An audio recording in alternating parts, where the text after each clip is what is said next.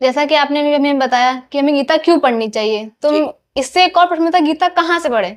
शुरुआत में तो वो देखिए, बताते जी ऐसा है कि भगवत गीता यद्यपि हमें शुरुआत से ही पढ़नी चाहिए, पर जो तात्विक, जो उसमें जो मटेरियल जो हमें प्राप्त होता है, स्मृति कि वहाँ ये हो रहा था, ये सब स्मृति का अंश है।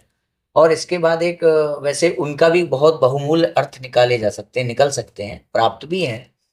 परंतु जो गीता का रस है, जो जहाँ से चालू होता है, वहां से चालू होता है जब अर्जुन जी चिंता व्यक्त करने लगते हैं भगवान को, कि मेरे सामने मेरे चाचा ताऊ खड़े हैं, मेरे सगे संबंधी खड़े हैं, तो मैं इनका वध कैसे कर दूं, क्या कर, मतलब ऐसा, इससे अच्छा तो है मैं हथियार डाल के और चला जाऊं युद्ध छोड़ करके।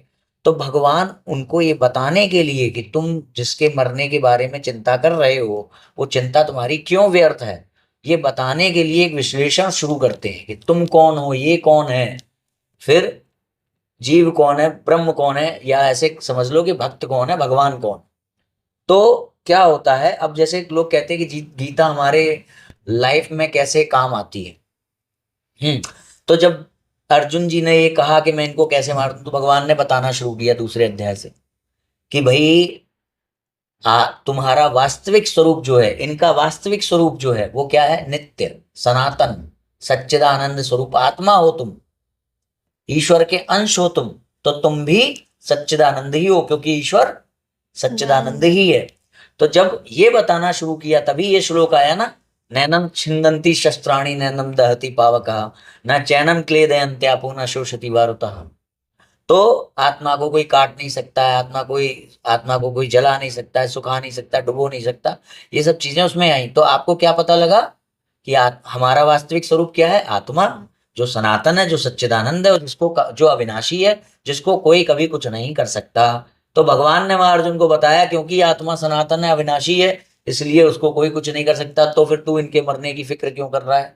तो भगवान को तो उसको ये बताना था कि तेरा इनके मरने की फिक्र करना व्यर्थ है, मगर तुमको यहाँ पता चल गया कि तुम्हारा वास्तविक स्वरूप क्या है, और तुम्हें उस वास्तविक स्वरूप तक पहुंचना है, जो जहां तक अभी तुम पहुंचे हुए नहीं हो। तुमको यहाँ पर ये पता, इसलिए गीता रेलेवेंट है।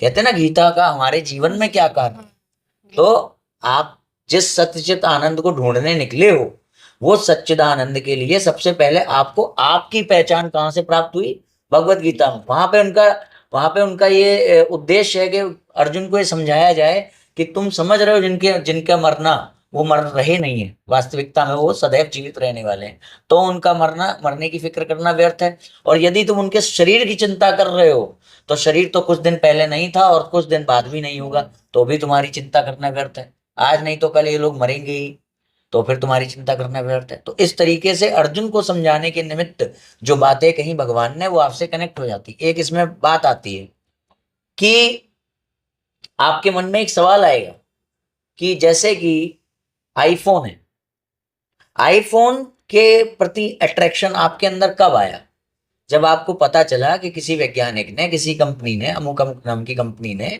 आईफोन बना दिया है।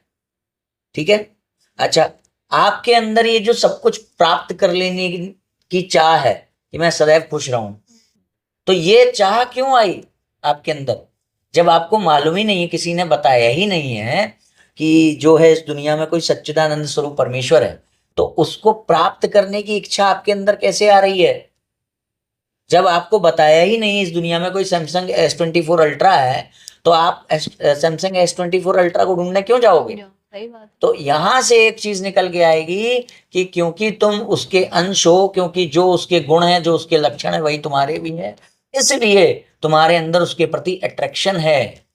जैसे कि जो जहां से निकलता है उसी की ओर वापस, उसी को वापस प्राप्त हो जाने के निमित्त वो करता है। जैसे कि अग्नि जब लपट बन के जलती है, तो आकाश में स्थित सूर्य की ओर भागती है, कभी भी इधर उधर नहीं भागती। हवा चले, कोई बाधा उसको बाधित करे तो ठीक है, वरना उसका इशारा किस ओर होता है, आकाश की तरफ जहां सूर्य स्थित है। और जैसे कि झरने इत्यादि पृथ्वी के गर्भ से निकलते हैं और फिर दोबारा जो मूल स्रोत है समुद्र की ओर भागने लगते हैं तुरंत। इवन जो जड़ धरती से निकलने वाले पेड़ पौधे इत्यादि, वो भी इसीलिए फलते फूलते हैं, वापस एक दिन मिट्टी में ही मिल जाना है, मिट्टी से ही निकले।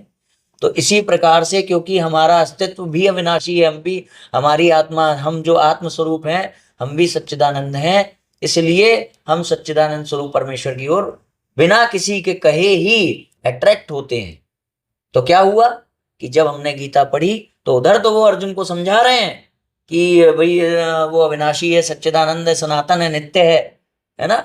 ये सब वो अर्जुन को समझा रहे हैं, ये समझाने के लिए कि तू इनके मरने की चिंता मत कर। करो। मगर हमको क्या समझ में आ रहा है कि हमारा वास्तविक स्वरूप क्या है, नित्य है, सनातन है, अविनाशी है। इसलिए हमारे अंदर बचपन से ही, गर्भ जन्म से ही सच्चिदानंद को प्राप्त लेने की इच्छा इनबिल्ट है। तो इसलिए गीता रेलेवेंट है, और गीता इस तरीके से आपके कार्य में आती है। जी मैं समझता हूँ कि आपको काफी कुछ जानने जी को भैया, बहुत बहुत शुक्रिया आपका। थैंक यू सो मच भैया। चलिए, जय श्री राम। जय श्री राम भैया।